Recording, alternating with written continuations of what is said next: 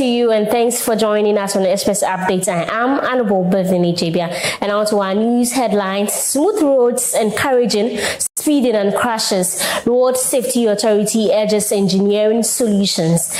Also coming up, Head of Civil Service launches flagship employee assistance program and care hub to promote staff well-being. This and many other stories coming up on Express Updates. Stay tuned.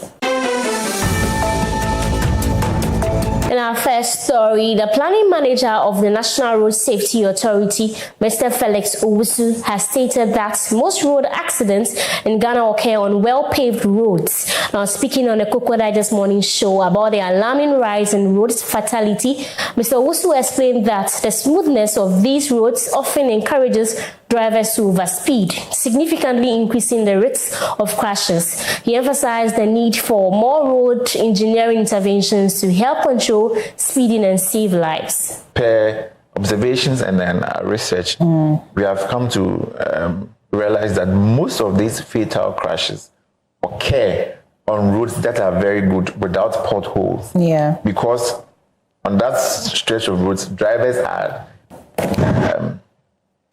speed. They're enjoying their ride. They speed a lot, and once there is speed and then there's a collision, then the impact is so great. That is why I said that. So most of these fatal crashes occur on because if you know the road is not good, the road is curvy, you don't speed. Okay, or if you know there are potholes, there's no way you would speed. But once you see that the road is flat, there's no curve, no bend. If you don't have such features, that you can use the other engineering measures to make sure you don't make the road too flat for a long stretch. You can, at a point, just introduce something. Just make sure, because if you know you drive like a slope, yes, you can a small slope. Like I mentioned, either intentionally make it a bit maybe narrow, so that you know when you get there you are supposed to. And at any point, you also have road signs cautioning you that there is this ahead, there is something. So if you know the road is narrow, it tells you that you should have to brake or reduce your speed. I mentioned earlier the speed harms, and sometimes you have some engineering measures that we introduce on the road. Mr. Owusu also called on drivers to maintain fully focused while behind the wheel and avoid distractions, stressing that road safety begins with responsible behaviors. Distracted driving is doing anything outside the driving or you're riding, anything that is not part of the driving. Okay, anything you are doing whilst you are a driver in charge of a motor vehicle, doing anything that is not part of the driving is distracted driving. Okay. Sometimes it can even be in the cognitive, in your mind. Sometimes you are thinking about something outside the driving. So you have somebody even driving on the road and the person's mind is not on the road, but the person is there. Your mind is somewhere else. Right. So all these things, and sometimes physical. Sometimes you are driving and something distracts you. Probably you are watching something outside your vehicle. It can be a billboard placed in the road median. So now the National Road Safety Authority, in recent times, we started doing some exercise around, and we are going to continue. Okay. We are even engaging the assemblies in the coming from somewhere in the mid of next month. You see us also doing a lot of this. And on to our next story, the Civil Service Employee Assistance Program and the Civil Service Care Hub has been officially launched by the Office of the Head of Civil Service at their forecourts. This initiative, under the theme Empowering Employees Supporting Well-Being, is aimed at prioritizing the mental, emotional, and physiosocial well-being of all civil service workers through the provision of counseling services and other essential support mechanisms. The head of civil service, Dr. Evans Idri-Darko, during the launch stated that the transformative initiatives are focused on building a compassionate, resilient, and human-centered environment within the civil service. Dr. Idri-Darko also revealed that a survey conducted across 20 ministries in 3 departments involving over 200 employees uncovered critical insights. The findings showed that 66 86% of respondents had never heard of any employee assistance program, while 85% expressed strong confidence that such a program could enhance their well-being, productivity, and career development. He further noted that the initiative is a direct response to the needs expressed in the survey, which revealed a strong desire among staff for empathetic guidance, stress management, and opportunities for both personal and professional growth. In our next story, Minister for Communications Samuel Nate George has ordered the National Communications Authority to suspend DSTV's broadcasting license by August 7, 2025 if the company does not reduce its subscription prices. Now, the directive follows public outcry over DSTV's pricing and failed negotiations with the company. Now, despite recent rise in the cedi, DSTV refuses to lower prices, arguing the currency's gains are temporary and do not offset years of depreciation. The minister rejected this explanation, accusing DSTV of exploiting Ghanaians and vowing to act in the public's interest. The ultimatum comes amid growing pressure on regulators to make satellite TV more affordable. MultiChoice Ghana. I made the announcement that I had directed MultiChoice to be present at the ministry for a meeting. At that meeting, we requested a 30% reduction in pricing for subscribers of MultiChoice Ghana's packages. The meeting addressed public concerns about affordability, value for money, and fairness in service delivery. I made clear the ministry's expectation that pricing structures had to be responsive to Ghana's current economic context. I made a formal request of 30% reduction in the package pricing and gave a deadline of July 21st for a formal response from MultiChoice. On the 21st of July this year, I received a 9-page letter from MultiChoice detailing why they were refusing to reduce their pricing. Their reasons included that the cedi had depreciated in the preceding 8 years by 240%, and they claimed that my request for a reduction on the basis of the appreciation of the cedi was unfounded because, in their words, the appreciation of the Ghanaian cedi over the last 6 months has been a fluke which could not be sustainable. As minister, my fidelity is to the Ghanaian people. I have had to act in the interest of the Ghanaian people, and I believe that the Ghanaian people have been fleeced and exploited for too long. I wrote back to the NCA on Monday and directed the NCA in that letter to suspend the broadcasting license of DSTV effective 7th of August 2025 if they fail to effect a reduction in their bundle prices. I cannot, as minister, serving the Ghanaian people, continue to watch what can best be described as plain stealing happening to the Ghanaian people. In my letter to them, I gave them scenarios from 7 markets that DSTV is operating in. The same content in the premium bouquet that is offered to Ghanaians for $83 equivalent is offered to Nigerians for $29 equivalent. How can anyone explain this price disparity to me? Enough of the mistreatment of the Ghanaian consumer.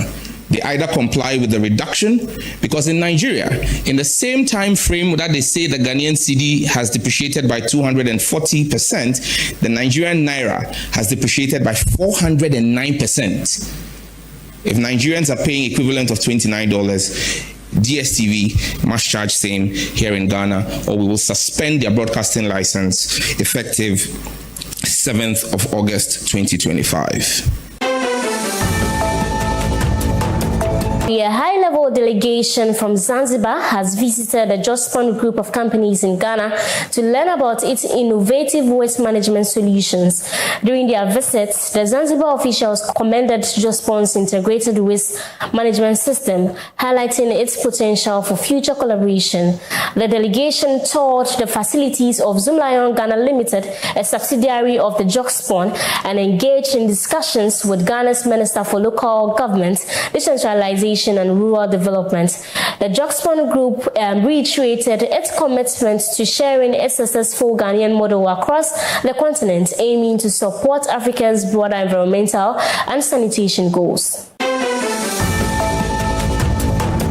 The Ministry for Foreign Affairs has launched the 4th Made in Ghana Bazaar under the theme Championing Economic Diplomacy, Connecting Producers, Markets and Opportunities. This flagship program forms part of the Ministry's broader economic diplomacy mandate, aimed at promoting Made in Ghana products and services globally through 8 diplomatic missions worldwide. The bazaar is scheduled to take place at the Accra International Conference Center from September 5 to 7, 2025. The bazaar has been strategically designed to harness the efforts of our micro, small, and medium-sized businesses. Ladies and gentlemen, this year's theme, Championing Economic Diplomacy, Connecting Producers, Markets, and Opportunities, aligns with the broader vision of His Excellency John Dramani Mahama, the President of the Republic of Ghana, to build a self-reliant, industrialized, and globally competitive Ghana. The ministry has also introduced 5 pioneering interventions to spearhead the Made in Ghana agenda, underscoring its commitment to leadership in this endeavor. At the recent meeting of the Forum for China-Africa Cooperation, it was announced that China will provide zero tariff for African products to be exported to China. My ministry intends to work closely with our partners, such as the Ministry of Trade, Agribusiness and Industry, Ghana Export Promotion Authority, Association of Ghana Industries, and GNCCI, among others, to fully take advantage of this offer. Meanwhile, speaking at the launch, Foreign Affairs Minister Honorable Samuel Okudzeto-Ablakwa revealed that the Chinese government will provide zero tariffs for African products exported to their country. There are 5 new policy interventions we have rolled out to show our commitment to our belief in Made in Ghana. The first one is the new reform to introduce, for the first time in our country's history, KPIs for our ambassadors. No ambassador henceforth will be dispatched out of Ghana without clear KPIs that they must meet. Secondly, we have instructed all our diplomatic missions that it is now compulsory to host national days. On the 6th of March every year, it is compulsory for all our 71 diplomatic missions to host our national days. And in our instruction to our missions, our colleagues abroad, which we circulated a couple of months ago, we indicated that a key highlight, an uncompromising feature, must be the promotion of Made in Ghana products as they host our national days. Number 3, here at the ministry, we have decided that all state events, all receptions, we have instructed our protocol department that only Made in Ghana food will be served. Only Made in Ghana food.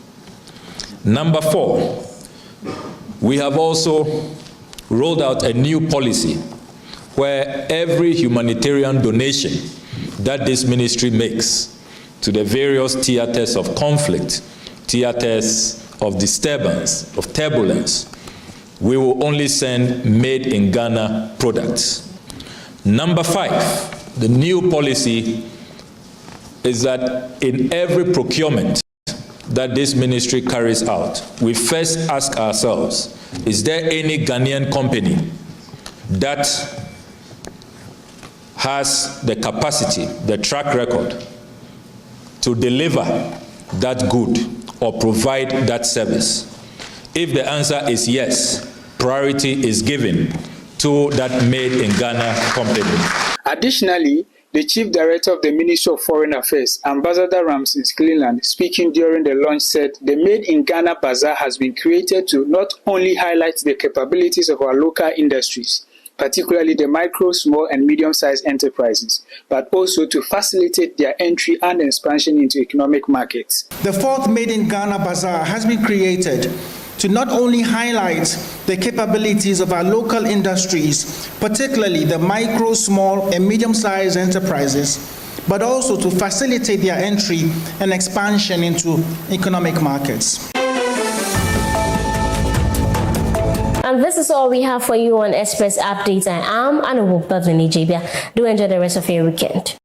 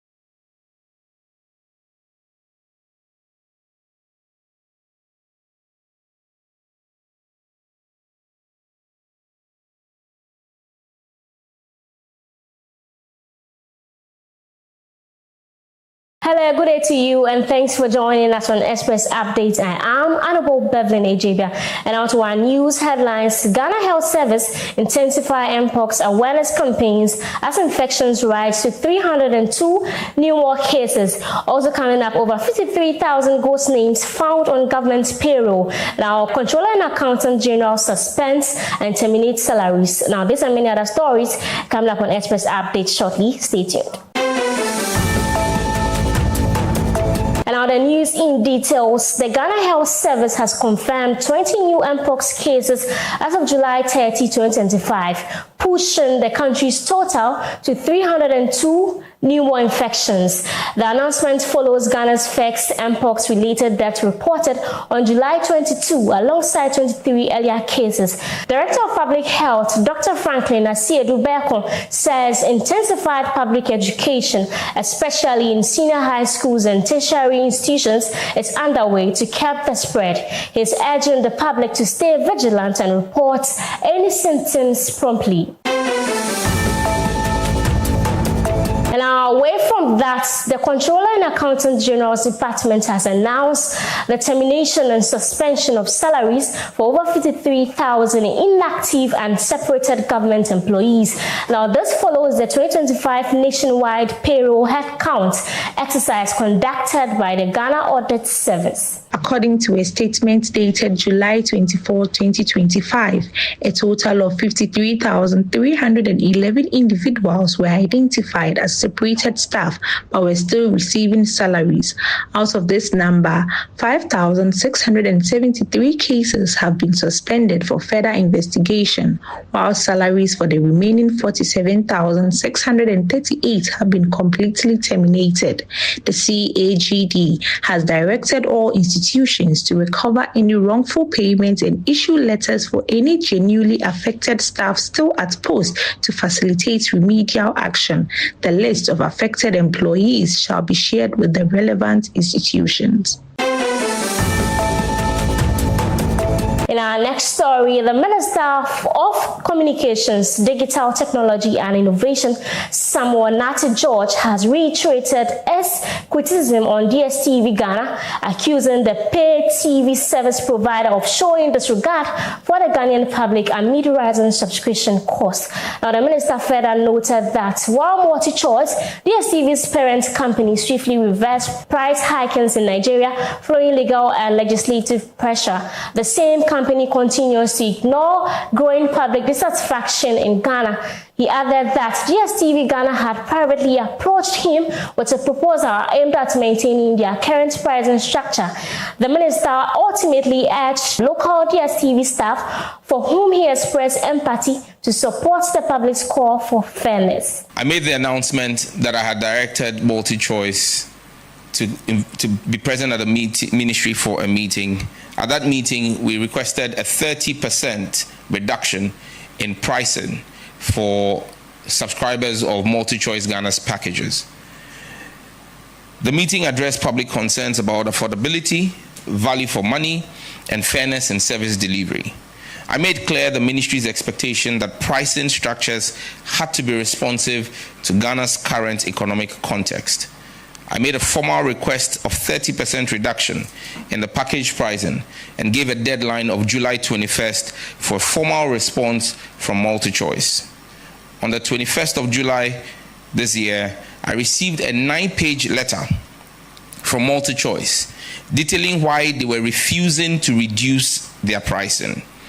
Their reasons included that the cedi had depreciated in the preceding 8 years by 240%. And they claimed that my request for a reduction on the basis of the appreciation of the cedi was unfounded because, in their words, the appreciation of the Ghanaian cedi over the last 6 months has been a fluke which could not be sustainable. I wrote back to the NCA on Monday and directed the NCA in that letter to suspend the broadcasting license of DSTV effective 7th of August 2025 if they fail to effect a reduction in their bundle prices. I cannot, as minister serving the Ghanaian people, continue to watch what can best be described as plain stealing happening to the Ghanaian people. In my letter to them, I gave them scenarios from 7 markets that DSTV is operating in. The same content in the premium bouquet that is offered to Ghanaians for $83 equivalent is offered to Nigerians for $29 equivalent. How can anyone explain this price disparity to me?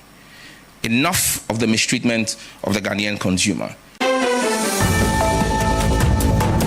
In our last story, the Food and Drugs Authority has suspended the production of Tasty Storm enriched tomato mix by NutriFoods Ghana Limited due to serious health and safety breaches. In a statement released on Sunday, August 3rd, the FDA said suspension follows consumer complaints and a directive to recall all canned products and specific pouch badges. Inspections revealed poor maintenance of key manufacturing equipment and inadequate safety monitoring systems.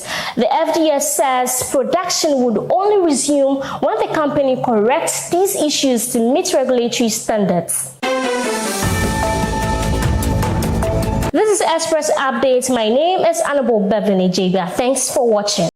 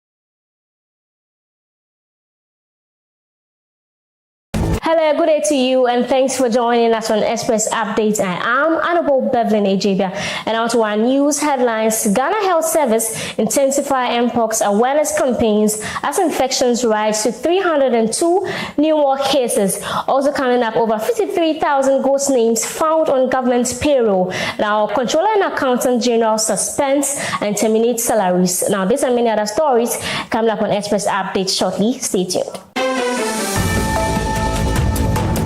And now the news in details. The Ghana Health Service has confirmed 20 new mpox cases as of July 30, 2025, pushing the country's total to 302 new more infections.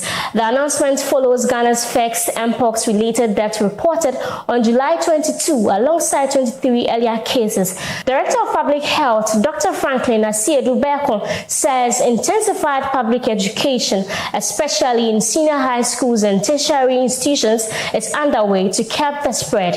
He's urging the public to stay vigilant and report any symptoms promptly. And now, away from that, the Controller and Accountant General's Department has announced the termination and suspension of salaries for over 53,000 inactive and separated government employees. Now, this follows the 2025 nationwide payroll headcount exercise conducted by the Ghana Audit Service. According to a statement dated July 24, 2025, a total of 53,311 individuals were identified as separated staff but were still receiving salaries. Out of this number, 5,673 cases have been suspended for further investigation, while salaries for the remaining 47,638 have been completely terminated. The CAGD has directed all institutions to recover any wrongful payments and issue letters for any genuinely affected staff still at post to facilitate remedial action. The list of affected employees shall be shared with the relevant institutions. In our next story, the Minister of Communications, Digital Technology and Innovation, Samuel Nati George, has reiterated his criticism on DSTV Ghana, accusing the pay TV service provider of showing disregard for the Ghanaian public amid rising subscription costs. Now, the minister further noted that while MultiChoice, DSTV's parent company, swiftly reversed price hikings in Nigeria following legal and legislative pressure, the same company continues to ignore growing public dissatisfaction in Ghana.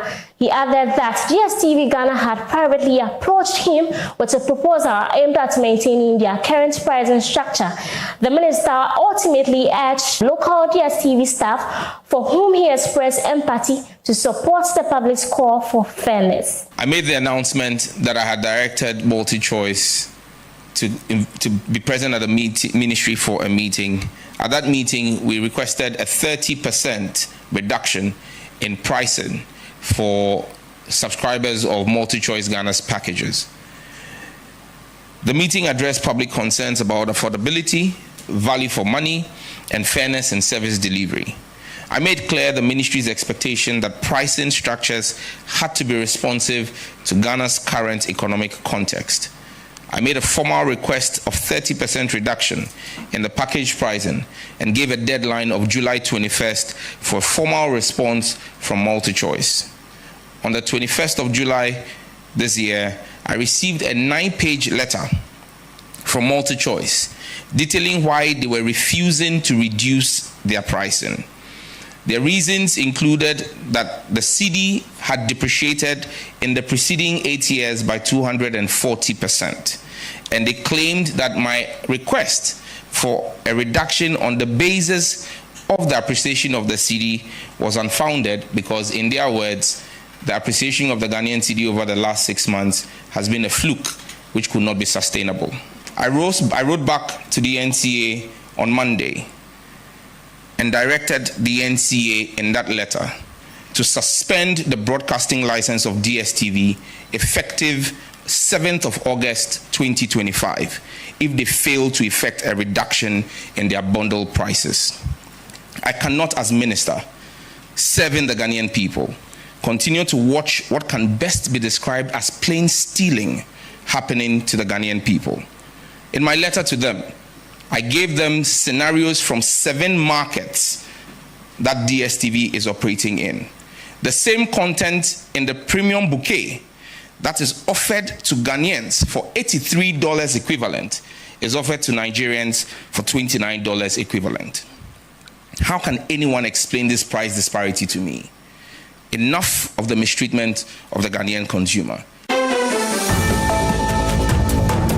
In our last story, the Food and Drugs Authority has suspended the production of Tasty Storm enriched tomato mix by NutriFoods Ghana Limited due to serious health and safety breaches. In a statement released on Sunday, August 3rd, the FDA said suspension follows consumer complaints and a directive to recall all canned products and specific pouch badges. Inspections revealed poor maintenance of key manufacturing equipment and inadequate safety monitoring systems.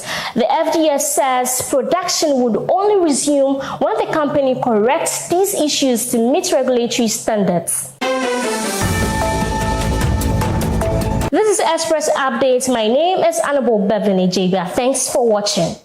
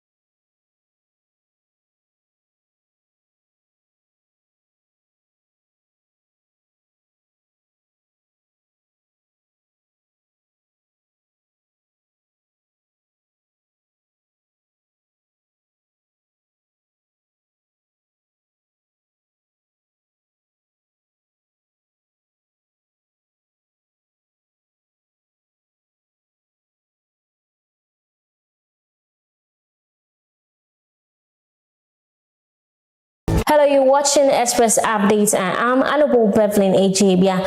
Coming up, there's a national tragedy as ministers Omane Boama and Murtala Muhammad among victims in fatal military helicopter crash. There's and many other stories coming up shortly. Stay tuned.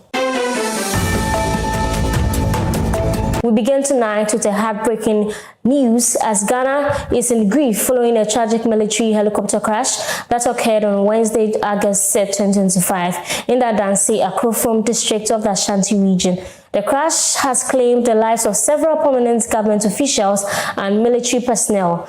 Now, among those confirmed dead are the Minister for Defense, Dr. Edward Amane Boama, and the Minister for Environment, Science, Technology and Innovation, Ibrahim Murtala Muhammad. Also on board were Muniru Muhammad, Acting Deputy National Security Coordinator, Samuel Abuaje, a former parliamentary candidate, and Samuel Sapon, the Vice Chairman of the National Democratic Congress. None survived. The aircraft was being piloted by Squadron Leader Peter Bafani Anala, assisted by Flying Officer Manin Chum Ampedu and the Sergeant Ernest Ado Mensah. All three crew members also lost their lives. An eyewitness who immediately rushed to the scene shared what he saw. Plane the chemo. Na me wo food. E be chemo me from plane no na wo form there. Enti akwa de mi wan say me te guran. Ti me te guran am say a plane there abofo. Enti me jam de mi ye nyina say me kwa kwache da bi a ade ne toy. Enti me nam forest ni mu sa na me ko enti me ko no so plane no abo ahye. Enipa wo mu won wo mu nyina so aye dey. Ahye obi ani wa enti me so ba ro ekra mu nyina ahye. Plane there ni nyina ahye. This year, meet me. I can say nipa bear trade here. Nipa bear trade here. But I couldn't do only say ni penny. But Mama can it here. Mama can do. Mama can do. But I couldn't do only say ni penny. I don't cry on the 99. I can't say ni Joanna. Don't say now. Don't say. Mama can it. Janaya no say what your bow. So I am Bema. The Nanyashi, one and echo, Nanyashi, and to two and Yashi. Sebecha Muna, may I say, be a bonnet sinity, well, who a quani. I know the cobble, a genuine, a mass accident to the sea. The color is very common. Then I say white and black visa.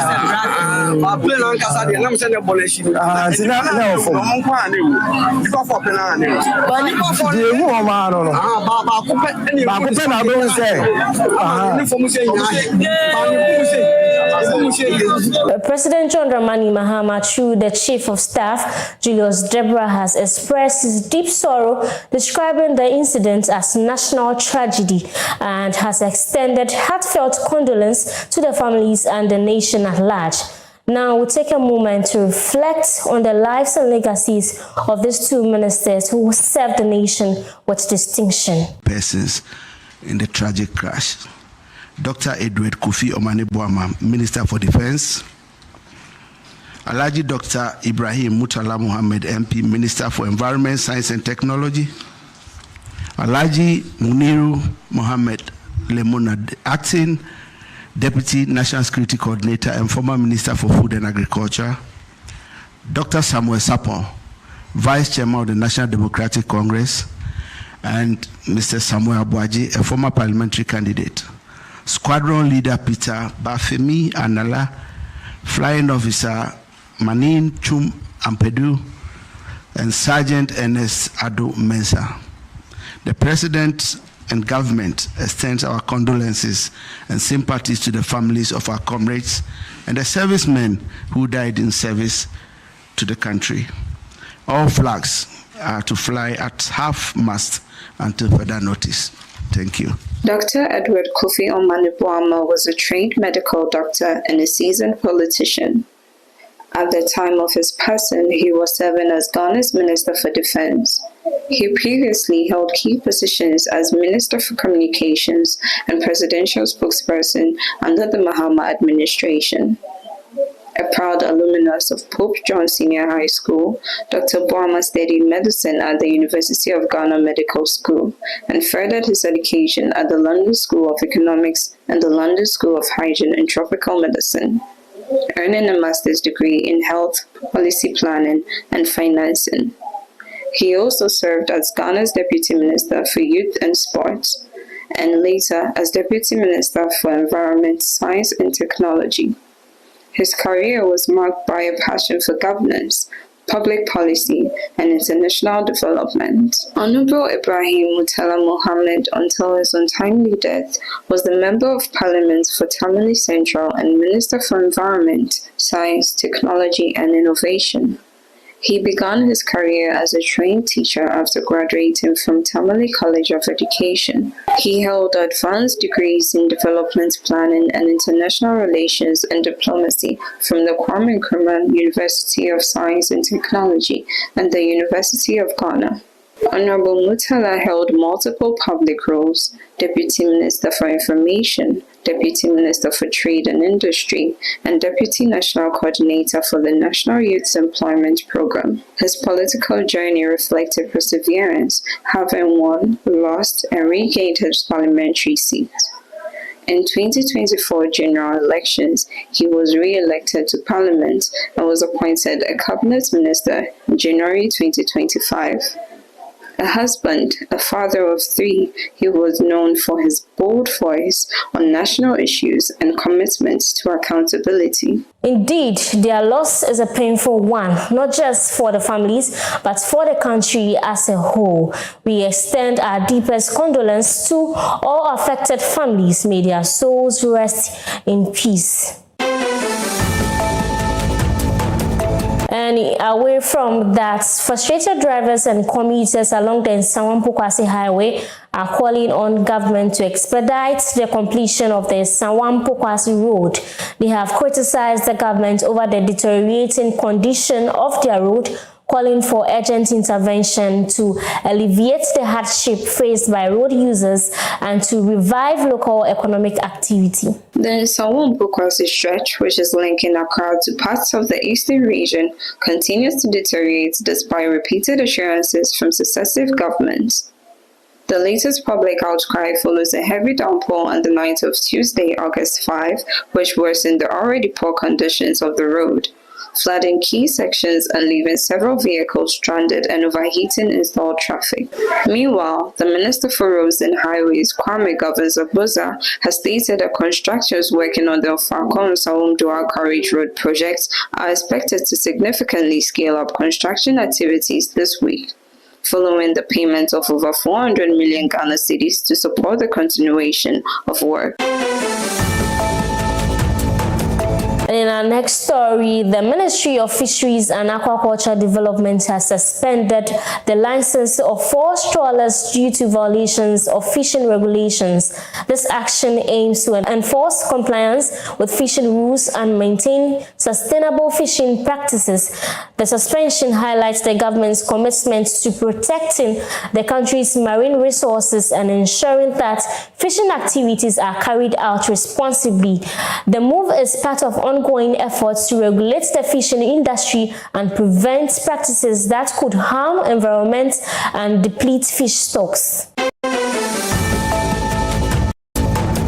Then in our last story, Boko Senior High School has reopened its doors to final year students to prepare for the West African Senior School Certificate Examination after a deadly attack claimed the life of student Hakim Kindima on July 26, 2025. The school was temporarily closed by the Municipal Education Directorate following the violent attack, but has since reopened with heightened security measures in place. Now, over 600 candidates have returned to campus, with some already starting their visual arts practical exams under security provided by law enforcement agencies.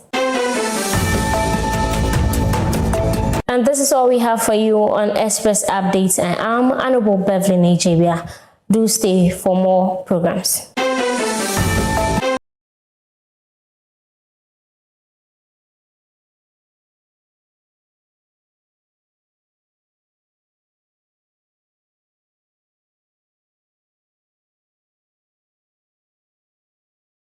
Hello and many thanks for joining us for our news bulletin. My name is Beatrice Bompardo. Now to our headlines. Land Minister unveiled plan for thorough government review of mining lease extensions. CD's strong appreciation triggers nearly 50% drop in remittances. This is a report by BOG Governor. There is more to the stories. On our first story, Minister for Lands and Natural Resources Emmanuel Amakofi-Buya has announced that the government will conduct a comprehensive assessment of the social, financial and environmental performance of mining companies before granting any lease extensions. During a working visit to mining sites in Takwa, the minister emphasized that mining companies will no longer be permitted to operate in ways that neglect the welfare of the local communities. The minister stated that factors such as community engagement and corporate social responsibility will be key in assessing mining lease extensions. He also stressed that the government will assess whether mining companies have fulfilled their tax obligations, contributed to community development, and delivered measurable value to the country. Will be extended based on the records, the commitments that the mining company has made, technically and financially. Looking at all the things I've talked about, how has the mining company invested? How has the mining company been a corporate social, corporate citizen, not only for the community, but the country? How have they been paying their taxes? If you give them a DA, how have they committed to it? All of that are part of the consideration in determining extensions. And so I think if you listen to me this morning, I'm sure if you're an exam teacher, you can figure it out. Away from the story, Governor of the Bank of Ghana, Dr. Johnson Esiama, has disclosed that the recent significant appreciation of the cedi has contributed to an almost 50% decline in remittance inflows, as many Ghanaians living abroad have halted transfers intended for local projects. Speaking at the launch of the Bank of Ghana Chair in Finance and Economics at the University of Ghana, he noted that while the cedi's appreciation reflects growing macroeconomic stability, it has also influenced the behavior of the diaspora. Dr. Isiama highlighted the need for renewed engagement with Ghanaians abroad to encourage continued remittances, stressing that the cost of local building projects should also adjust downward in response to the improving economic conditions. Now, the managing director of Ghana Water Limited, Adam Mutawakilo, has disclosed that the company loses around 73 million gallons of treated water each day in the Greater Accra region. The significant loss is attributed to the combination of water theft, illegal connections, and deteriorating infrastructure. Speaking during a media interview on Wednesday, August 6, 2025, he made the revelation amid ongoing water shortage complaints in various parts of the capital. Mr. Mutawakil noted that only 48% of the water produced nationwide is properly accounted for, with the rest either lost or not billed. He described the situation as very terrible, emphasizing that these consistent losses are severely affecting the company's capacity to operate effectively and maintain reliable service delivery. In our final story, President John Dramani Mahama has urged African leaders to redesign systems that foster resilience and enhance the dignity of Africans. Speaking at the Africa Health Sovereignty Summit in Accra, he announced the creation of an African health investment ecosystem that is purpose-driven and rooted in equity. He called on all African leaders to engage in collaborative action. There's more on this report. The Africa Health Sovereignty Summit held in Accra on Tuesday, August 5, 2025, brought together various African political leaders, policymakers, and global health stakeholders. The initiative focused on bold strategies to secure adequate funding to address the significant infrastructure gap amid declining donor support. It is also aimed to implement policy interventions to subside treatment for deadly chronic diseases and also target emerging health threats in Africa. In his remarks, President John Dramani Mahama emphasized the contributions of Africans in building resilient health systems over the years, stating that Africa is not new to global health leadership. He called on African leaders to be architects and advocates of their health destiny. At the summit, World Health Organization Director General Dr. Tedros Adhanom Ghebreyesus highlighted the urgent need for a reform in health financing and governance in Africa. He noted that declining health aid and the impact of COVID-19 have strained health systems, stressing that self-reliance and political commitment are crucial for sustainable health systems. He further praised Ghana's recent reforms to increase funding for its national health insurance scheme and called for equitable public financing, emphasizing that effective use of resources is vital for saving lives. The president also launched two initiatives: the establishment of a global task force on health governance and the launch of a sustained initiative as key commitments in redesigning Ghana's health system. And that's all we have for you here on Express Updates. My name is Beatrice Bampardo. Have a good day.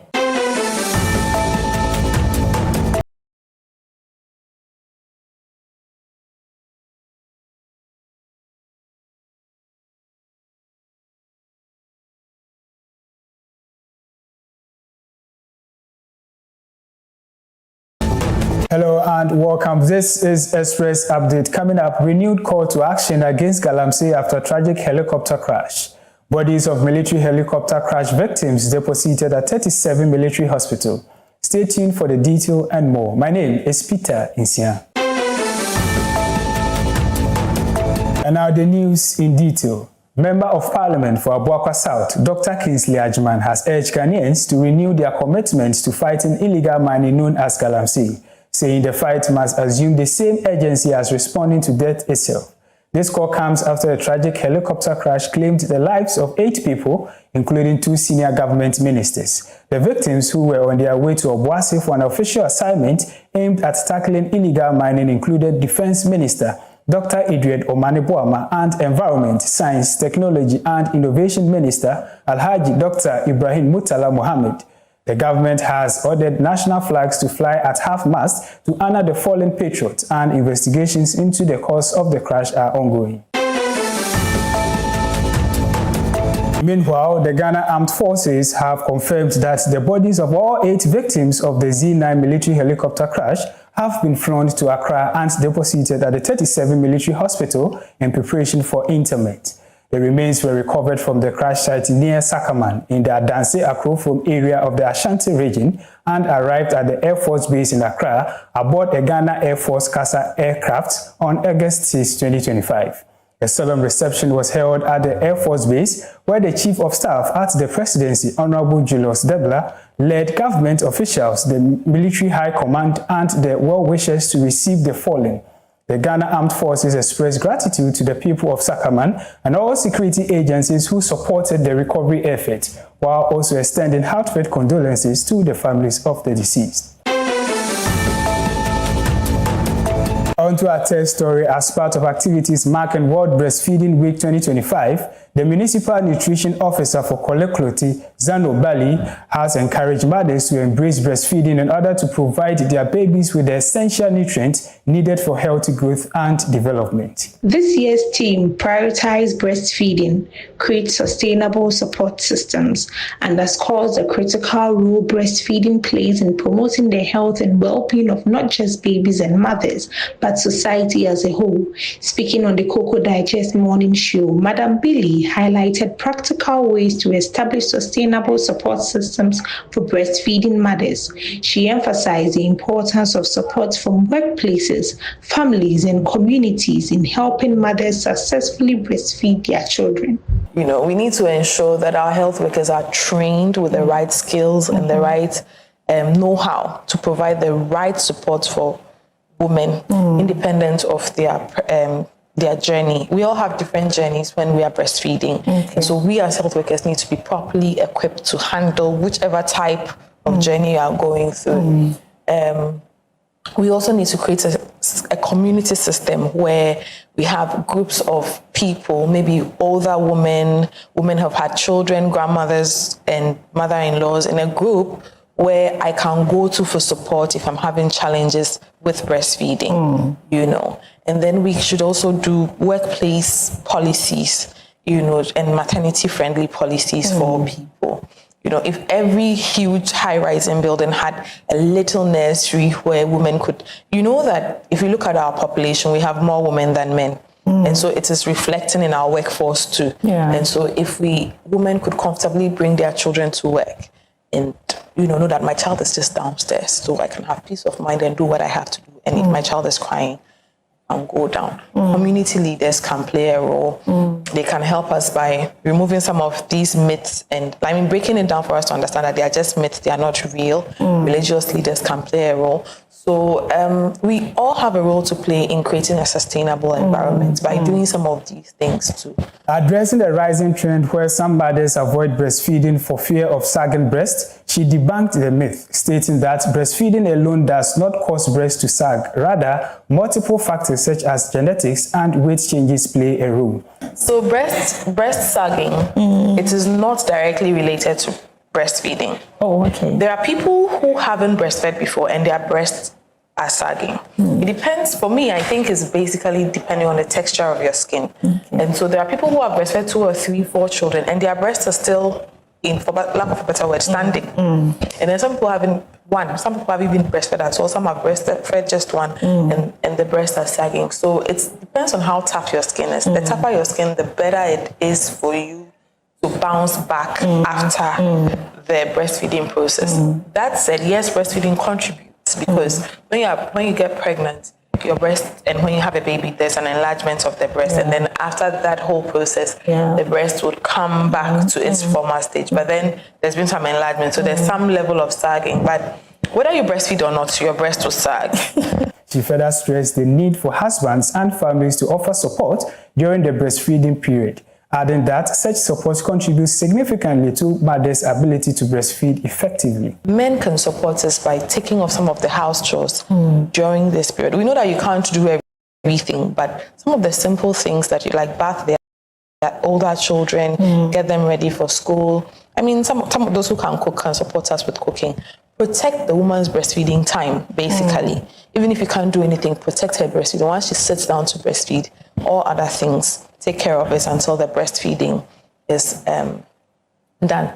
Let her express and support her at night with breastfeeding. I know that you would go to work, but 2 to 3 hours to support her with breastfeeding so that she can get some quality rest during that period is also crucial. So men can do a lot to help us during the breastfeeding journey. On to our last story, the Importers and Exporters Association of Ghana has called on the Ghana Revenue Authority and the National Identification Authority to urgently resolve their ongoing impasse, warning that the standoff could significantly disrupt cargo clearance at the country's ports.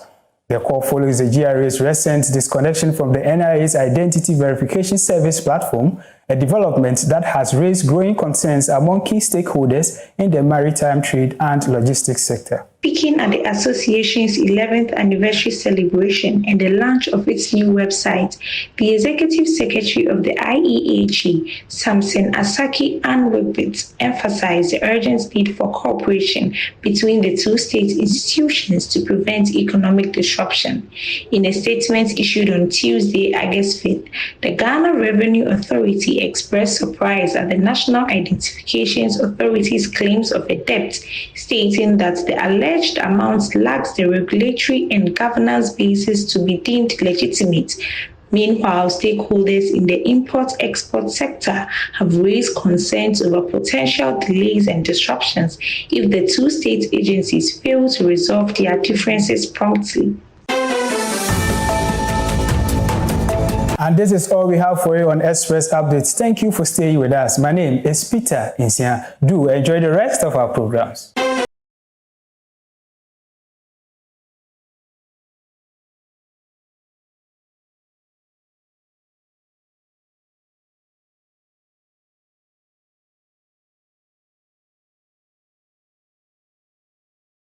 Welcome to Express Updates. I am Yayura Auno. Coming up, President Mahama makes interim ministerial appointments as nation mourns helicopter crash victims.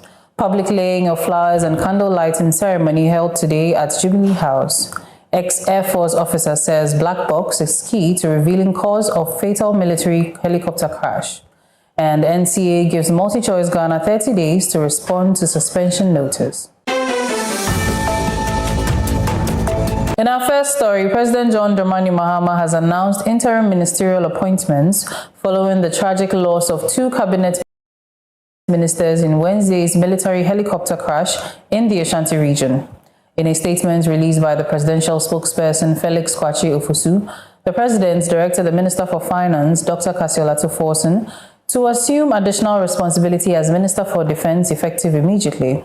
Similarly, Minister for Lands and Natural Resources, Honorable Emmanuel Ama Kofi Boa, has been appointed to act as Minister for Environment, Science and Technology until further notice. These appointments come in the wake of the sudden passing of the Defense Minister, Dr. Edward Omane Boama, and Environment Minister Ibrahim Mutala Mohamed, who were among the 8 individuals killed in the crash, which occurred on Wednesday, August 6th, in the Adansi Akrofom district.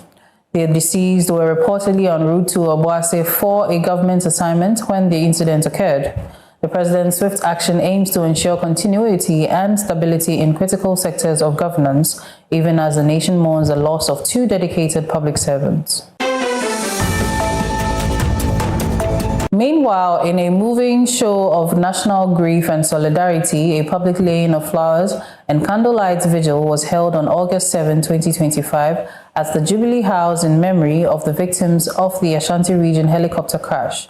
The solemn ceremony was attended by President Mahama, Vice President Nana Opoku-Agyeman, the Chief of Staff, members of Parliament, and other high-profile dignitaries. Attendees, visibly heartbroken, stood in unity as the country paid respects to the departed. Still on the tragic incident, retired Air Force officer Wing Commander Patrick Nelson Sogbojo has stated that the accident rate within the Air Force remains very low, stressing that the cause of yesterday's tragic helicopter crash, which claimed 8 lives, can only be determined after retrieving and analyzing the aircraft's black box. According to him, when a helicopter takes off from Accra, the black box records the critical flight data, such as the aircraft's direction, speed, and altitude, and can provide a detailed account of the events leading to the crash. And what happened yesterday, until we get a black box to tell us exactly what happened, there could be speculations. But let me make it clear, before a pilot takes off, don't let's even go to the training of the boys. They are well trained and capable of handling aircraft. And they've been using the plane for a long time. This was an accident. You could stem up from mechanical, and don't forget that a helicopter on like 6 wings, when it has trouble in the air, the only thing is to look for a place to land. About a couple of months ago, we had one, and the pilot was able to do a forced landing on a school park. But when you're flying over overgrown areas, and it's a mechanical problem, the pilot cannot handle it and cannot find somewhere to land. Unfortunately, you may have to land on top of trees, and these things happen. I'm not saying this what happened. But until you get a black box, because the girls don't fly haphazardly. You take off from Accra, you know your direction, you know your speed, you know your height. What you want to find out, what happened for them to have come so low, for the helicopter to start dropping. Speaking during a phone-out interview on the Cocoa Digest morning show, Mr. Sogbojo urged Ghanaians to remain patient and await the findings from the aircraft's black box, emphasizing its critical role in determining the cause of the crash. He further explained that when a helicopter experiences a mechanical problem mid-air, it cannot hover indefinitely and must descend immediately. In the absence of a suitable open space for landing, such tragic outcomes are often unavoidable. So I think we should all be patient and see what the black box will tell us. Because helicopter, if it has any mechanical problem up there, electronically, cannot hang in the air. It has to come down. Yeah. and depends where it's coming. If there's no open space for it to land, then this thing will happen.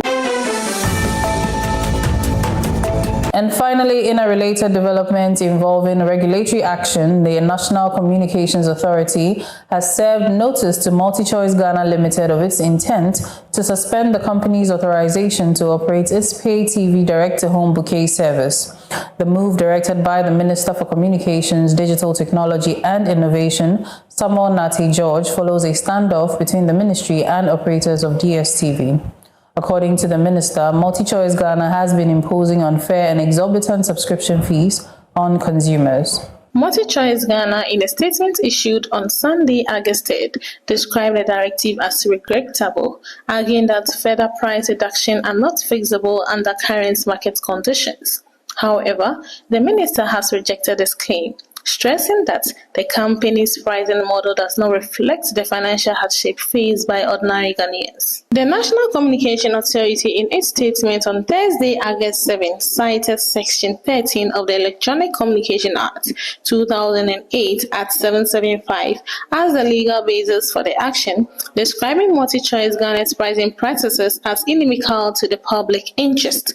By law, the company has been given 30 days to respond, during which it may submit a written objection, take corrective action, or present its views to the authority. And that's all we have for you here on Express Updates. Thank you so much for tuning in. I am Yayura Awuno. Do enjoy the rest of our programs.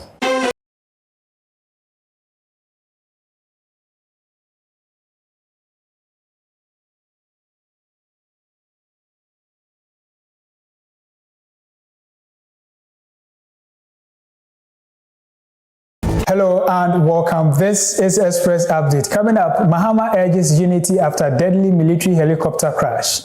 Mahama's narrow escape from fatal helicopter crash attributed to divine intervention. Stay tuned for more and the details. My name is Peter Insia. President John Dramani Mahama has called on Ghanaians to set aside political differences and come together in grief following the helicopter crash in the Adansi Akrofom district, which claimed 8 lives on Wednesday, August 6. In his first address since the tragedy on August 7, he sympathized with the families of the victims while cautioned the public against politicizing the incident, urging compassion, solidarity, and national healing. And on behalf of the government and the people of Ghana, I extend my deepest condolences to their families, friends, and their loved ones. Know that our entire country mourns with you. We share your pain. Your loss is our loss. A loss of dedicated public servants, intellectuals, and individuals who tirelessly worked for a better Ghana. These 8 individuals dedicated their lives to Ghana's progress. That their final moments were spent in service is a testament to their unwavering commitment. We have lost some of our nation's brightest minds, and this is a moment of shared heartbreak, a time to reflect on the preciousness of life, the sacrifices of public service, and our gratitude for those who dedicate themselves to the well-being of our fellow citizens. Let our words be of comfort, our actions be of kindness, and our unity be the tribute we offer to those whose lives have been lost. To the families, to the Ghana Armed Forces, to the ministries and departments that have lost dedicated staff, and to the National Democratic Congress, which mourns the passing of valued members, may you find strength in their memory and their legacy. May we all be comforted by the knowledge that though they are gone from our sight, they remain forever in the spirit of the nation they so faithfully served. Recognizing the emotional toll these tragedies have had on the nation, the Mental Health Authority has emphasized the importance of psychological support. A 24/7 toll-free number, 0800-678-678, has been made available, and mental health facilities across the country remain open for counseling and crisis intervention. The public and the media are urged to handle coverage of these events with sensitivity, avoiding graphic content and respecting the privacy of grieving families. The authority is calling on all institutions, religious bodies, and communities to support the nation's emotional healing through empathy, dialogue, and mental resilience. Meanwhile, the General Superintendent of the Assemblies of God, Ghana, Reverend Stephen Y. Wengam, has revealed that President John Dramani Mahama narrowly missed boarding the military helicopter that crashed on Wednesday, killing several top officials. Speaking at the church service, Reverend Wengam said a last-minute change in the president's travel plans kept him off the ill-fated flight. He urged pastors to remain prayerful, stressing that persistent prayer can avert tragedy. When last week I received a call from the president's secretary that he would not be able to come today, and that he had been invited to La Côte d'Ivoire to be the special guest of honor for their independence, and that His Excellency had asked the Vice President and his wife to come in this place.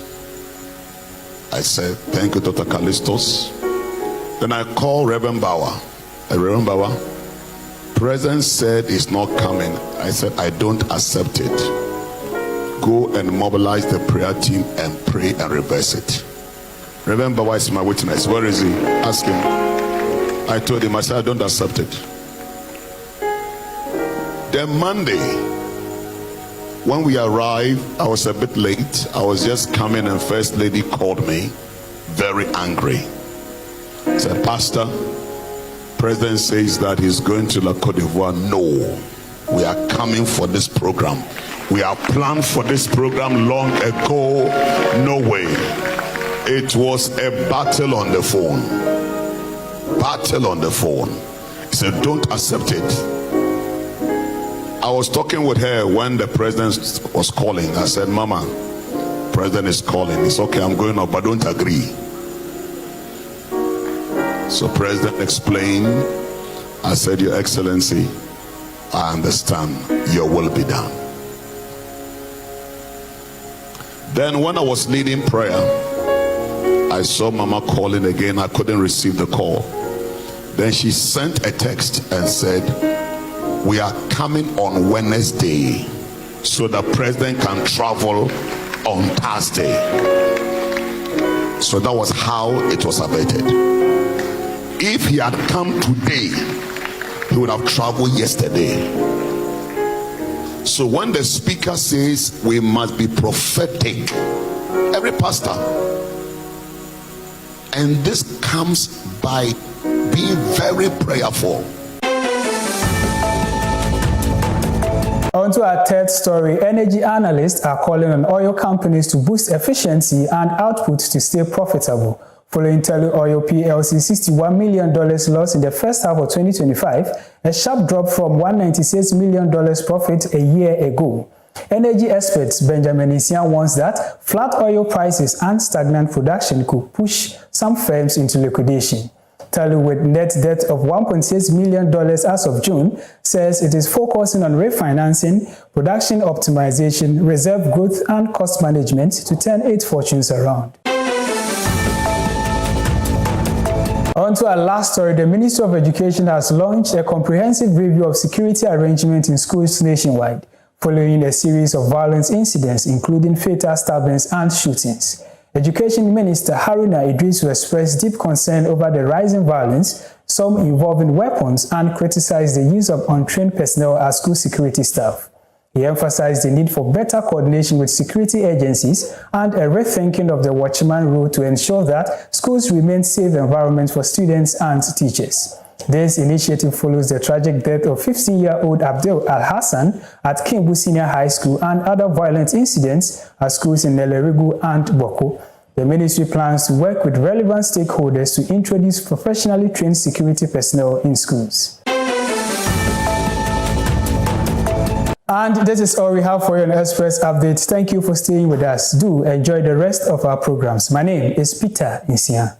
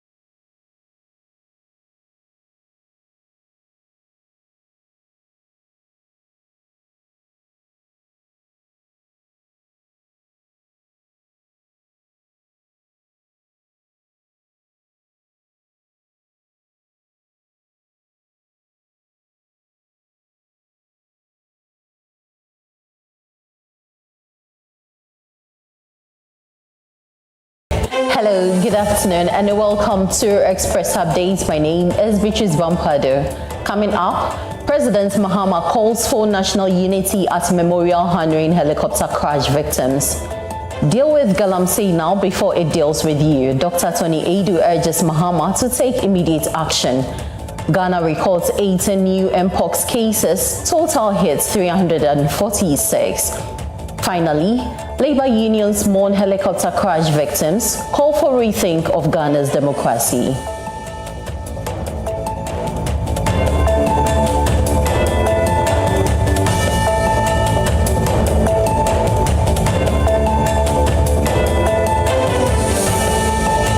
Now to our stories. President John Dramani Mahama has urged Ghanaians to channel their grief over the lost lives into a renewed commitment to national unity and development. He made this known at the memorial service held at the forecourt of the State House in Accra for the 8 gallant men involved in the military helicopter crash at Adansia Krofom, which claimed 8 lives, including 2 ministers and senior military officers. The president honored the victims as exemplary public servants whose dedication should inspire the pursuit of a just, prosperous, and united Ghana. He further cautioned against blame and divisions, emphasizing the need for healing, resilience, and preventive measures in the wake of recurring national tragedies. We come together tonight not solely as a nation divided by regions, ethnic groups, or political parties, but as a nation of brothers and sisters, held together by the fundamental understanding that we are indeed each other's keepers. Each one of us stands at the center of a vast network of people that extends beyond any single region or ethnic group. That was precisely the case with our 8 brothers we have just lost. We're truly one seamless, unified family, and therefore we must not only mourn as one, but commit to healing as one. Their ultimate sacrifice, though painful beyond measure, serves as a powerful reminder of the profound work that remains to be done for Ghana. May the souls of our comrades and colleagues rest in perfect peace. May God bless their families and all who knew and loved them. And may God continue to bless our beloved homeland, Ghana. I thank you.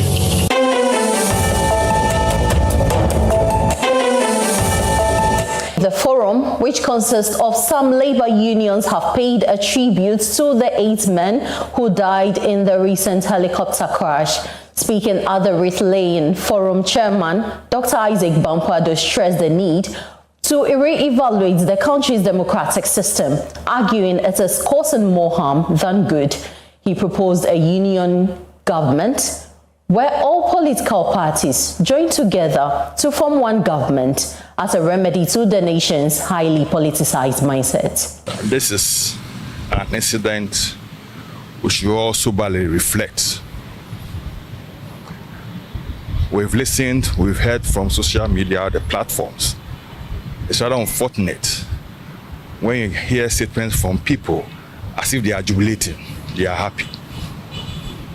Our society is sick. This is the time. We need to analyze the sort of democracy that we are practicing. We are not moving forward. It is Abababase. Our democracy is producing crap, koto, car politicians. And we need to take a second look at our democracy. The way we are going, we're going to crash. There's no way. What do you mean? Are there proposal recommendations you want to make? I think we should go union government. That's the way forward. Because this democracy has turned into everything. Everything is politics. Everything is now politics. If you take left, I'll take right. That's the situation we find ourselves in Ghana now. You know, we cannot behave like ostriches. It's a fact.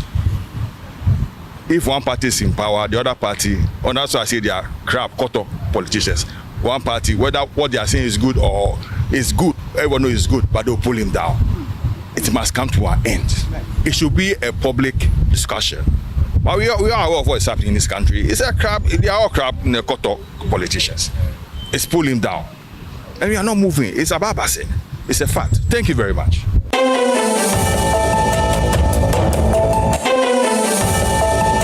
Meanwhile, Ghana's former ambassador to the Netherlands, Dr. Tony Adu, has urged President John Dramani Mahama to take urgent action to end the illegal mining menace before it claims more members of his cabinet.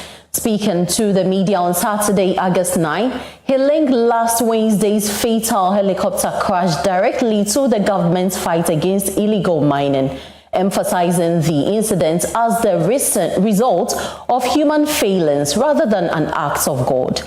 Mr. Adu urged the president not to let their deaths be in vain, but to end illegal mining immediately, describing it as the most befitting tribute to the sacrifice. The Ghana Health Service (GHS) has reported 18 additional Mpox cases, pushing the country's total infection to 346. According to the service, the death toll remains at 1, with no new fatalities and no patients currently hospitalized. In its latest update on August 7, 2025, the Ghana Health Service advised the public to stay alert, avoid close contact with anyone exhibiting symptoms, and report suspected cases to the nearest health facility.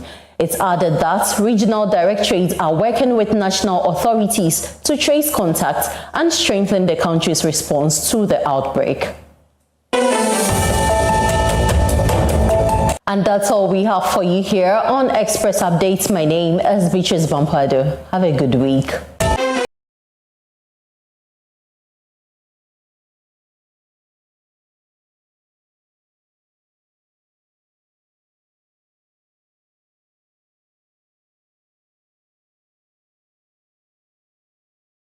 Tuning into Express Updates, I am Yaira Awuno. Coming up, Mahama to launch education fund for children of helicopter crash victims. Prophet Manasseh urges the nation to trust God amid helicopter crash tragedy.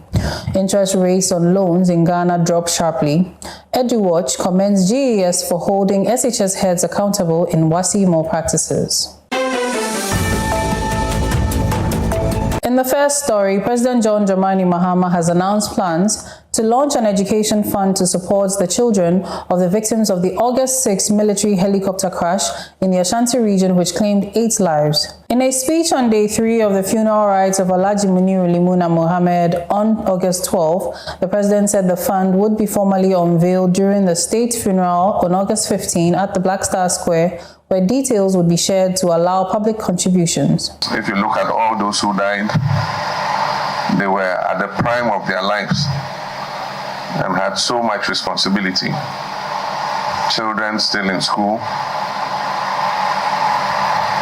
and some even with infants as young as 2 months. The pilot's child he has a child 2 months old. And these responsibilities are what we have to take up to make sure that the absence of the parents does not adversely affect the innocent children. We'll do a state funeral on Friday the 15th for all of them. And at the funeral, we will announce some program for creating a fund that will assist with the education of their children. Still on the tragedy, founder and leader of the Global Prayer Network, Prophet Manasseh, has called on Ghanaians to accept the recent national tragedies and hold firmly to their faith in God. Speaking on the Kokodaja's morning show in the wake of the August 6 helicopter crash in Obuasi that claimed the lives of 8 gallant men, he stressed the importance of unity and trust in God during difficult times.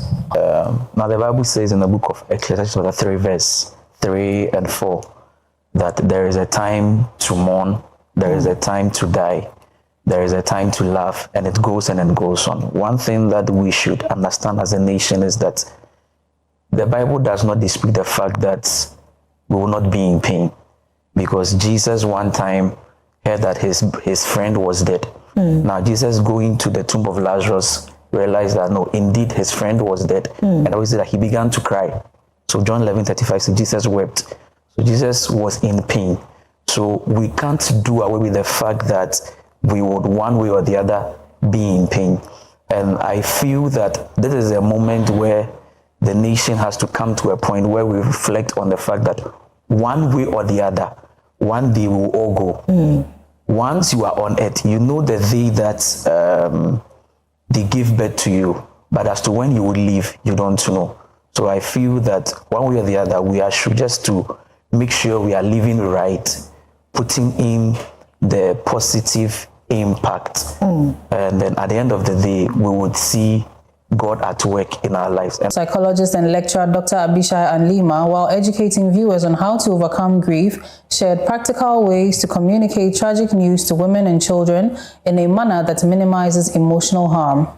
I would use three main approaches: honesty, age appropriateness, and emotional support. Okay. When we are breaking news to younger people, sometimes you would like to lie to them about some things, or we want to hide it away from them, but they can feel the fire.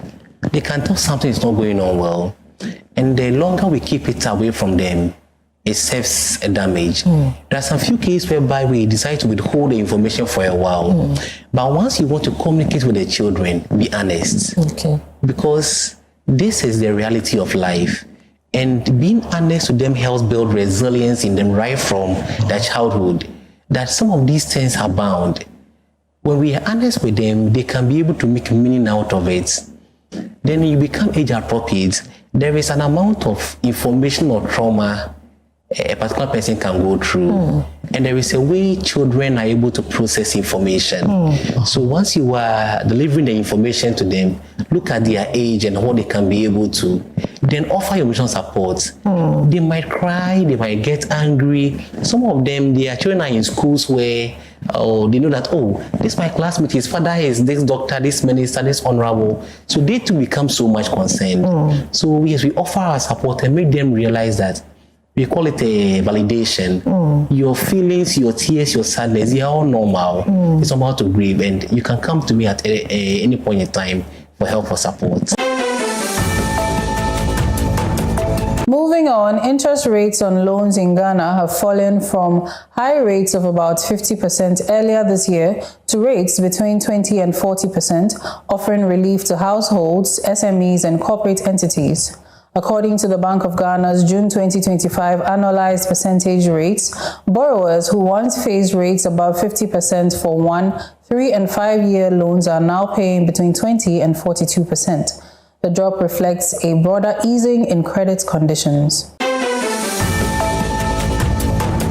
And in the last story, Africa Education Watch has praised the Ghana Education Service for introducing measures to hold senior high school heads accountable for exam malpractices in this year's WASSCE. The new directive requires SHS heads to sign an undertaking to ensure a malpractice-free exam. EduWatch called the move decisive and urged that accountability also cover irregularity detected by WASSCE after marking scripts.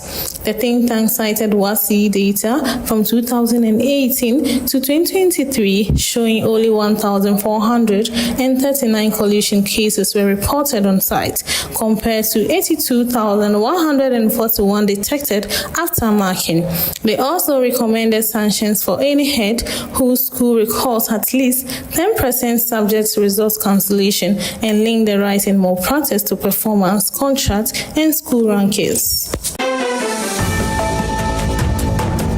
And that's all we have for you here on Express Updates. I am Yayura Awuno. Do enjoy the rest of our programs.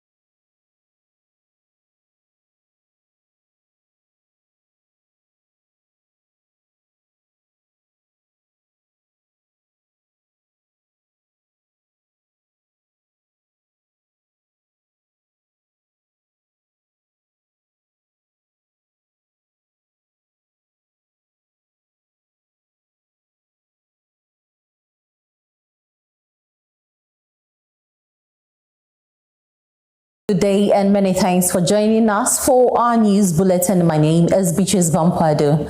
To our headlines, Ghana marks 1 week since deadly helicopter crash as investigations continue. Police arrest 2 over viral TikTok threats against President Mahama. Vice President Nana Opoku-Agyeman urges African leaders to prioritize policy over politics. NPA warns unlicensed fuel stations of immediate closure. It's been a glooming 1 week after the nation was shaken by the tragic helicopter crash that claimed 8 lives, including 2 government ministers and 3 government officials with 3 military personnel.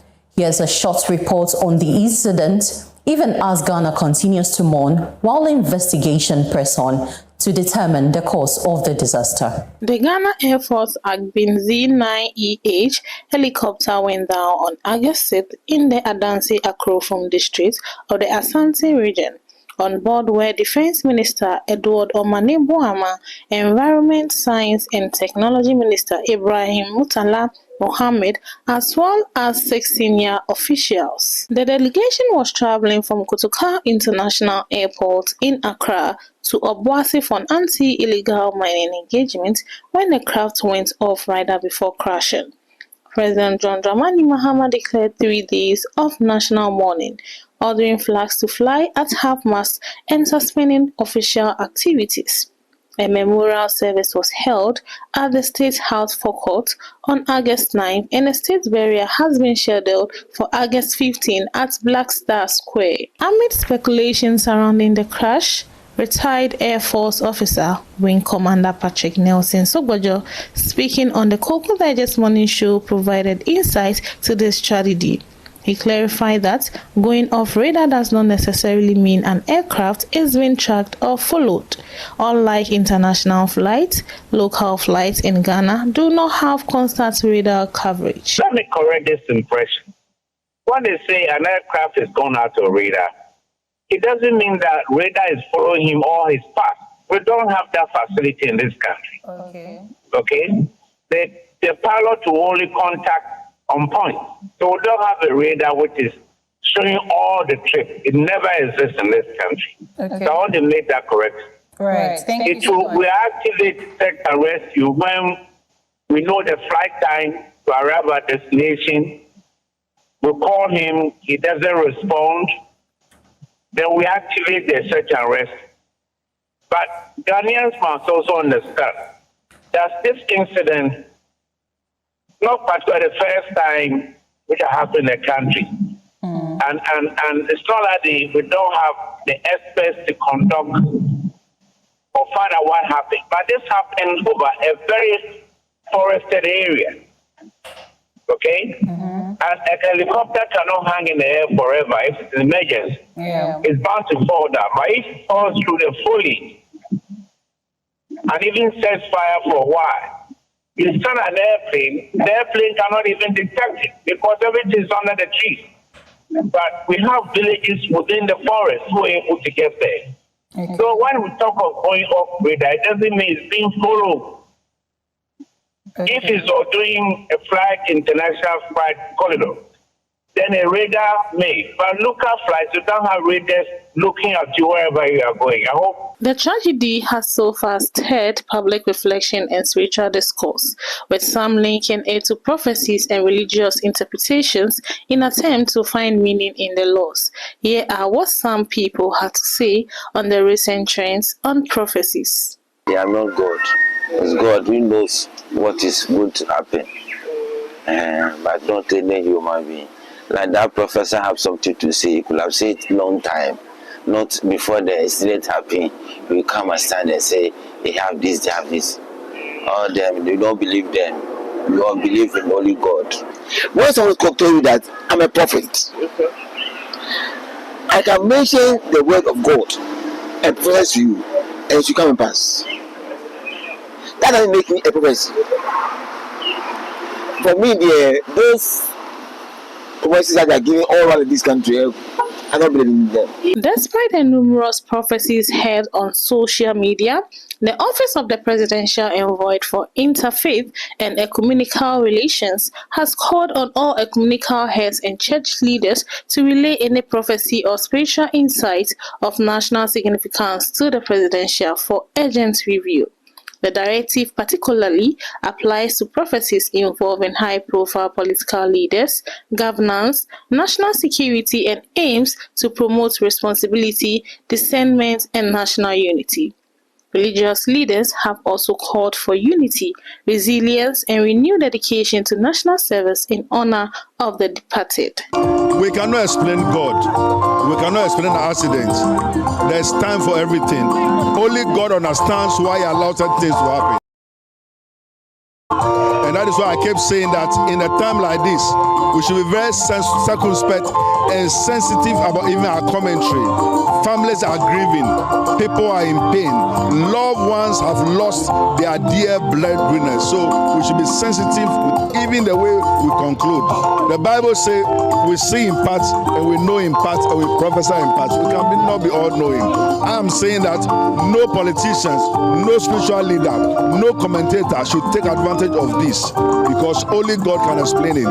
But as painful as it is, we pray that the souls of these 8 gallant men rest in perfect peace.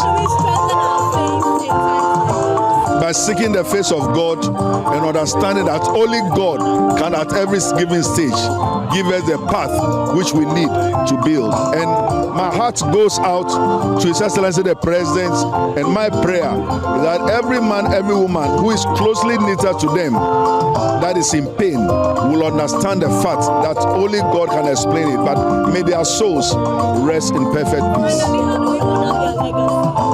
I think by marching on to what their passion was, we all know they were going to work on Galamsey, they were going to work on the abuse of our gold, they were going to work on the abuse of our water bodies. And remember, we should all, in all uncertainty, condemn Galamsey. Galamsey is a shame to our nation, and we must all bury our heads in shame that we sat down to go through this path that has claimed gallant men's life. God is alive. God is with us. God knows. How do we build on our faith in moments like this? How do we strengthen our faith in moments like this? We have to trust in God, and we have to believe that God is a good God. God knows everything. He knows more than we know. So we can only trust in God at such times. Although authorities have not yet confirmed the cause of the... So we should be patient. Okay. Without that, we'll never know what happened to the aircraft. Although authorities have not yet confirmed the cause of the crash, the aircraft's black box has been recovered. Wing Commander Sobaja also shed light on the complexities of the black box analysis, explaining that it would either need to be sent to the manufacturers or a team of experts would have to come to Ghana to decode it before findings are shared to the operators. As the nation prepares for the state funeral on Friday, August 15, the memory of the 8 fallen men continues to evoke grief, reflection, and a collective call to serve the country with renewed commitment. Away from that report, the Ghana Police Service has arrested 2 individuals in connection with a viral TikTok video in which a woman allegedly threatens to kill President John Dramani Mahama before the end of 2025 and behead First Lady Lordina Mahama. In a statement on Tuesday, August 12, police named the suspect as Prince Ofori and Yayira Abiwu, adding that they are in custody and assisting with investigations. The viral clip, widely shared on social media, features explicit threat in the Tree language. According to the police, a full-scale probe is underway with efforts ongoing to track down other persons believed to be linked to the video. Now, the Vice President of Ghana, Professor Nana Jane Opoku-Agyeman, has called on African leaders to prioritize policy-driven governance over electoral contests.